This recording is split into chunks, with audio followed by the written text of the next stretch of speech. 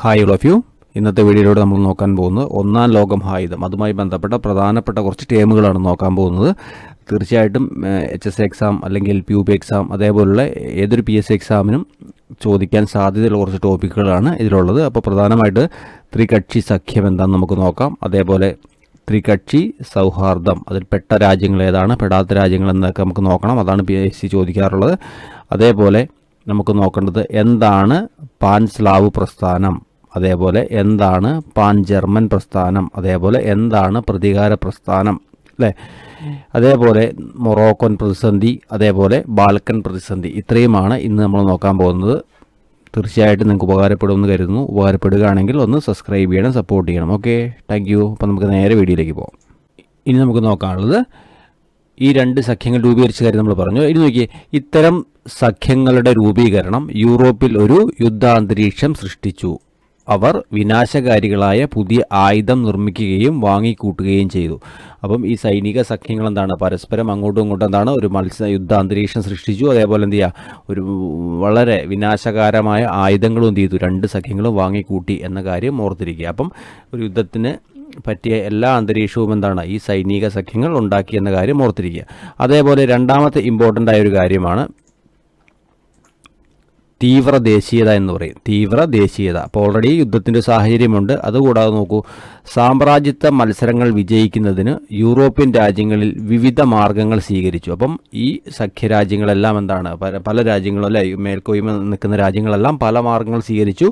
അതിലൊന്നാണേത് തീവ്ര ദേശീയത എന്ന് പറഞ്ഞാൽ മറ്റു രാജ്യങ്ങളുടെയും അവരുടെ കൈവശമുള്ള പ്രദേശങ്ങളുടെയും കീഴടക്കുന്നതിനുള്ള മാർഗമെന്ന നിലയിൽ യൂറോപ്യൻ രാജ്യങ്ങൾ ദേശീയതയെ ഉപയോഗിച്ചു. അപ്പം മറ്റ് പ്രദേശങ്ങൾ കീഴടക്കാൻ വേണ്ടി യൂറോപ്യൻ രാജ്യങ്ങൾ ദേശീയതയെ ഉപയോഗിച്ചു. ഇത് തീവ്ര ദേശീയത എന്ന് അറിയപ്പെട്ടു എന്ന കാര്യവും ഓർത്തിരിക്കുക. അപ്പോൾ ഒന്നുകൂടി ക്ലിയറായി പറഞ്ഞാൽ എന്താണ് തീവ്ര ദേശീയത എന്ന് പറഞ്ഞാൽ, സ്വന്തം രാജ്യം മറ്റുള്ളവയേക്കാൾ ശ്രേഷ്ഠമാണെന്ന് കരുതുകയും സ്വന്തം രാജ്യം ചെയ്യുന്നതിനെല്ലാം ന്യായീകരിക്കുകയും ചെയ്യുന്നതാണ് ഇതിൻ്റെ പ്രത്യേകത, തീവ്രദേശീയത എന്ന് പറയുക. അപ്പോൾ തീവ്രദേശീയത എന്ന് പറയുന്നതാണ് സ്വന്തം രാജ്യം മറ്റുള്ളവയേക്കാൾ ശ്രേഷ്ഠമാണ്, അതേപോലെ സ്വന്തം രാജ്യം എന്ത് ചെയ്താലും അതിനെയൊക്കെ ന്യായീകരിക്കുന്നത്, അതിന് പറഞ്ഞ പേരാണെന്ത്, തീവ്രദേശീയത എന്ന് പറയുക. അങ്ങനെ തീവ്രദേശീയതയിൽ അധിഷ്ഠിതമായി രൂപം കൊണ്ട കുറച്ച് പ്രസ്ഥാനങ്ങളുണ്ട്. അതിൻ്റെ പേരാണ് ഏതൊക്കെ? പാൻ സ്ലാവ് പ്രസ്ഥാനം, പാൻ ജർമ്മൻ പ്രസ്ഥാനം, പ്രതികാര പ്രസ്ഥാനം എന്നൊക്കെ പറയും. അപ്പോൾ ഒന്നാം ലോകമഹായുദ്ധ കാലത്ത് അല്ലേ, ഒന്നാം ലോകമഹായുദ്ധത്തിൻ്റെ ആരംഭകാലത്തൊക്കെ എന്ത് ചെയ്യുക തുടങ്ങിയ കുറച്ച് പ്രസ്ഥാനങ്ങൾ ഏതാണ്? പാൻ സ്ലാവ് പ്രസ്ഥാനമുണ്ട്, പാൻ ജർമ്മൻ പ്രസ്ഥാനമുണ്ട്, പ്രതികാര പ്രസ്ഥാനമുണ്ട്. അപ്പം ഇതിൻ്റെയൊക്കെ അടിസ്ഥാനം എന്താണ്? തീവ്രദേശീയതയാണ്, തീവ്രദേശീയത. അപ്പം എന്തിനാണ് തീവ്രദേശീയത എന്ന് പറഞ്ഞാൽ, മറ്റ് പ്രദേശങ്ങൾ കോളനികളൊക്കെ പിടിച്ചെടുക്കാൻ വേണ്ടിയാണ് എന്താണ്, ഒരു ആയുധമായിട്ട് ഉപയോഗിച്ച സാധനമാണെന്ത്, തീവ്രദേശീയത എന്ന് പറയുക. നോക്കാം, എന്താണ് പാൻ സ്ലാവ് പ്രസ്ഥാനം, അതേപോലെ എന്താണ് പാൻ ജർമ്മൻ പ്രസ്ഥാനം, അതേപോലെ എന്താണ് പ്രതികാര പ്രസ്ഥാനം എന്ന് നോക്കാം. അപ്പോൾ നോക്കി, കിഴക്കൻ യൂറോപ്പിലെ സെർബിയ, ബൾഗേറിയ, ഗ്രീസ് തുടങ്ങിയ രാജ്യങ്ങളിലെ സ്ലാവ് വംശജരെ തങ്ങളുടെ നേതൃത്വത്തിൽ ഏകീകരിക്കാൻ റഷ്യ ആഗ്രഹിച്ചു. അതിനായി ഈ മേഖലയിൽ റഷ്യൻ സഹായത്തോടെ രൂപീകരിക്കപ്പെട്ട പ്രസ്ഥാനമായിരുന്നു ഏത്? പാൻ സ്ലാവ് പ്രസ്ഥാനം. അപ്പോൾ പാൻ സ്ലാവ് പ്രസ്ഥാനത്തിന് നേതൃത്വം നൽകിയ രാജ്യം ഏതാണ് എന്ന് ചോദിച്ചാൽ റഷ്യയാണ്. അപ്പോൾ അതാണ് ഇമ്പോർട്ടൻ്റ് പോയിന്റ്, ഓർത്തിരിക്കുക. അപ്പോൾ പാൻ സ്ലാവ് പ്രസ്ഥാനത്തിന് അല്ലേ റഷ്യൻ സഹായമാണ്. അപ്പോൾ റഷ്യയുടെ മേൽനോട്ടത്തിൽ രൂപീകരിക്കപ്പെട്ട പ്രസ്ഥാനമാണത് പാൻ സ്ലാവ് പ്രസ്ഥാനം എന്നതാണ് ഇതിലെ ഇമ്പോർട്ടൻ്റ് പോയിന്റ്. അതിൽപ്പെട്ട രാജ്യങ്ങൾ ഏതാണ്? സെർബിയ, ബൾഗേറിയ, ഗ്രീസ് എന്ന കാര്യവും എന്ത് ചെയ്യുക, ഒന്ന് ഓർത്തിരിക്കുക. അടുത്ത് പാൻ ജർമ്മൻ പ്രസ്ഥാനം.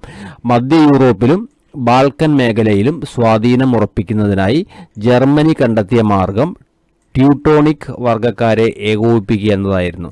അതിനായി ജർമ്മനിയുടെ നേതൃത്വത്തിൽ ആരംഭിച്ചതാണ് പാൻ ജർമ്മൻ പ്രസ്ഥാനം. അപ്പം ഇവിടെ നമ്മൾ ഓർത്തിരിക്കേണ്ട പോയിന്റുകൾ എന്തൊക്കെയാണ്? ആരാണ് ഈ പ്രസ്ഥാനത്തിന് നേതൃത്വം നൽകിയത്? ആരാണ്? ജർമ്മനിയുടെ നേതൃത്വത്തിൽ, ജർമ്മനിയാണ് നേതൃത്വം നൽകിയത്. ഇനി എന്താ സംഭവം? മധ്യ യൂറോപ്പിലും ബാൽക്കൻ മേഖലയിലും സ്വാധീനം ഉറപ്പിക്കുന്നതിനായി ജർമ്മനി കണ്ടെത്തിയ മാർഗം ട്യൂട്ടോണിക് വർഗ്ഗക്കാരെ ഏകോപിപ്പിക്കുക. അപ്പം ഇവിടെ എന്താണ്, ട്യൂട്ടോണിക് വർഗ്ഗക്കാരെ അവരുടെ എന്ത് ചെയ്യുക, ദേശീയതയും അല്ലേ അവരുടെ വികാരവും എന്ത് ചെയ്യുക മുതലെടുത്തുകൊണ്ട് ജർമ്മനി ഏകീകരിച്ച പ്രസ്ഥാനത്തിന് പറഞ്ഞ പേരാണിത് പാൻ ജർമ്മൻ പ്രസ്ഥാനം എന്ന് പറയുക. അപ്പം പാൻസ്ലാവ് പ്രസ്ഥാനം ആരാണ്? പാൻസ്ലാവ് പ്രസ്ഥാനം റഷ്യയുടെ നേതൃത്വത്തിലാണ്. പാൻ ജർമ്മൻ പ്രസ്ഥാനം ആരുടെ നേതൃത്വത്തിലാണ്? ജർമ്മനിയുടെ നേതൃത്വത്തിലാണ്. അടുത്ത് പ്രതികാര പ്രസ്ഥാനം. പ്രതികാര പ്രസ്ഥാനം നമുക്ക് നോക്കാം. 1871 ജർമ്മനി ഫ്രാൻസിൻ്റെ പക്കൽ നിന്ന് അൽസൈസ്, ലോറൈൻസ് എന്നീ പ്രദേശങ്ങൾ കൈവശപ്പെടുത്തി. ഇത് തിരികെ പിടിക്കുന്നതിനായി ഫ്രാൻസിൻ്റെ നേതൃത്വത്തിൽ ആരംഭിച്ച പ്രസ്ഥാനമാണേത്? പ്രതികാര പ്രസ്ഥാനം എന്ന് പറയുക. അപ്പോൾ പ്രതികാര പ്രസ്ഥാനം ആരുടെ നേതൃത്വത്തിലാണ്? ഫ്രാൻസിൻ്റെ നേതൃത്വത്തിൽ. അപ്പോൾ ഈ രാജ്യങ്ങളുടെ പേര് പാൻസ്ലാവ് പ്രസ്ഥാനം റഷ്യയുടെ നേതൃത്വത്തിൽ, പാൻ ജർമ്മൻ പ്രസ്ഥാനം ജർമ്മനിയുടെ നേതൃത്വത്തിൽ, പ്രതികാര പ്രസ്ഥാനം ഫ്രാൻസിൻ്റെ നേതൃത്വത്തിൽ എന്ന കാര്യവും ഓർത്തിരിക്കുക.